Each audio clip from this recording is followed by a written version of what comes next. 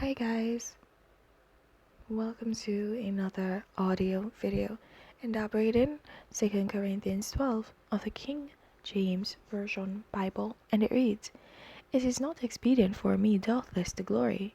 I will come to visions and revelations of the Lord. I knew a man in Christ above 14 years. Whether in the body I cannot tell, or whether out of the body I cannot tell, God knoweth. Such an one caught up to the third heaven. And I knew such a man, whether in the body or out of the body I cannot tell, God knoweth.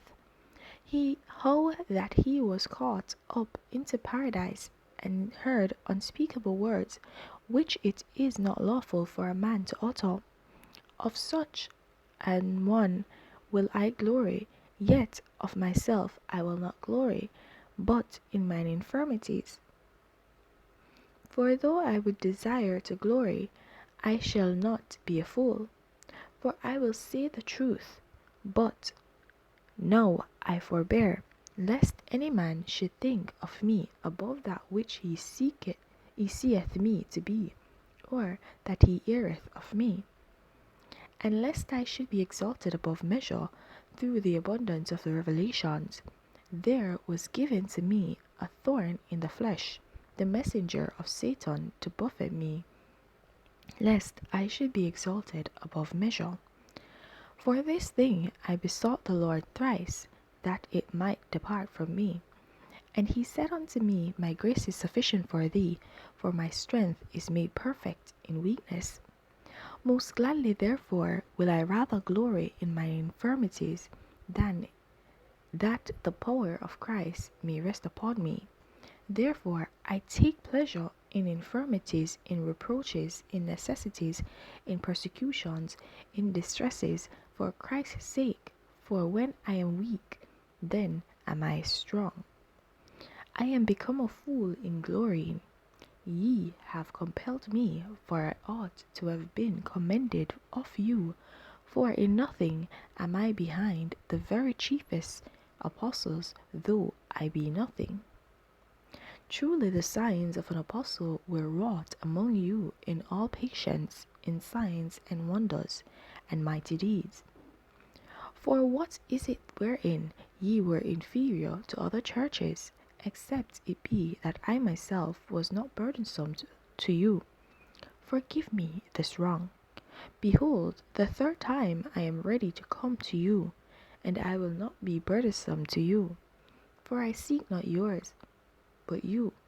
For the children ought not to lay up for the parents, but the parents for the children.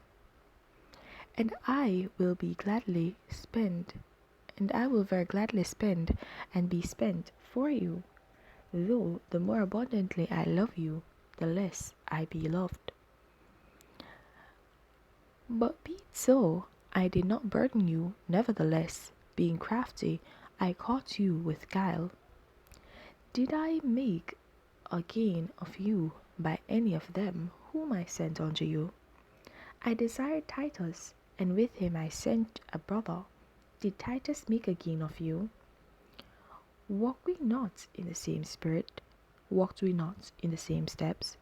Again, think ye that we excuse ourselves unto you? We speak before God in Christ, but we do all things, dearly beloved, for your edifying.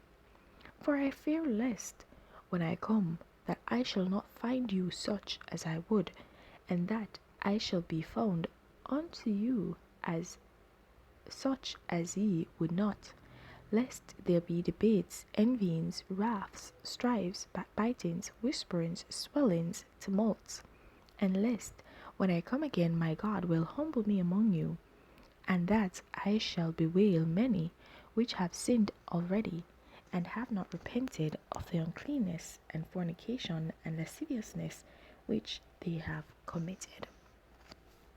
Alright, guys. So, in this chapter, yet again, we see where the writer, the prophet, is speaking to the fact that he does not take glory to himself, but focuses on glorifying God. He also speaks to the fact that he doesn't burden the church because he loves them. he loves them, and he doesn't want them to fall prey for feeling burdened, right? And so this is the reason why he doesn't burden them in anything that he does. Burden them being that he does not collect anything from them. He doesn't cause them to feel as if they are giving much, as if they are basically a way of gaining wealth, as if they are basically feeding well, if you may say, for lack of a better word, right? And so we see that he speaks to this fact, and he attests to the fact that he also, his brethren, which he sends unto these people also, they do follow in the same steps as he does, not burdening the people and the churches for anything that they might have. And they do this in order not to turn people away, so that they may not turn to sin.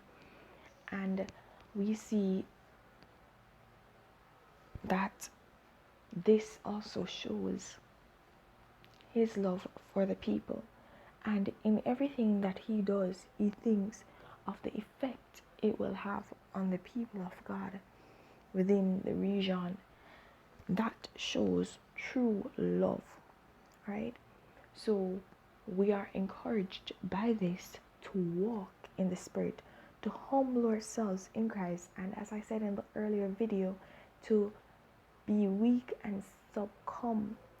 Sorry, not succumb, that's not the word to use right there. That would seem as if you're being burdened to do something, okay? But that you will surrender to the will of God and allow yourself to be perfected through Christ. Because when you are weak, like it says in this chapter, it didn't say it in the previous one, though I did mention it.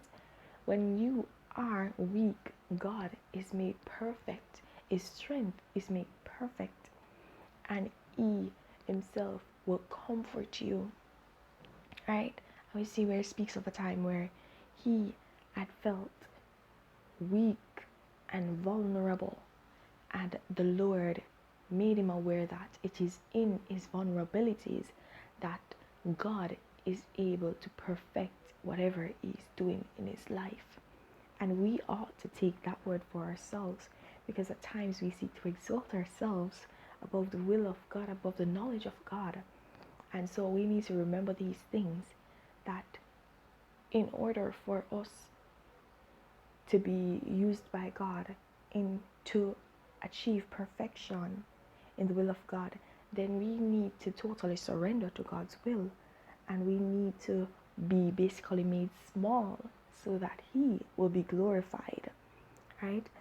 Because in us being small, that means we're actually subjecting the flesh to be brought into obedience to the will of God, right? And that's what a true worshiper, a true follower of Christ wants or aspires to do. And so we do this to glorify and honor God. So guys, I'm just going to leave that right there, but please remember to continue to walk in your salvation. And if you've not gained it, then seek it. There's no better time to begin than the present. Have yourselves a blessed day. Bye.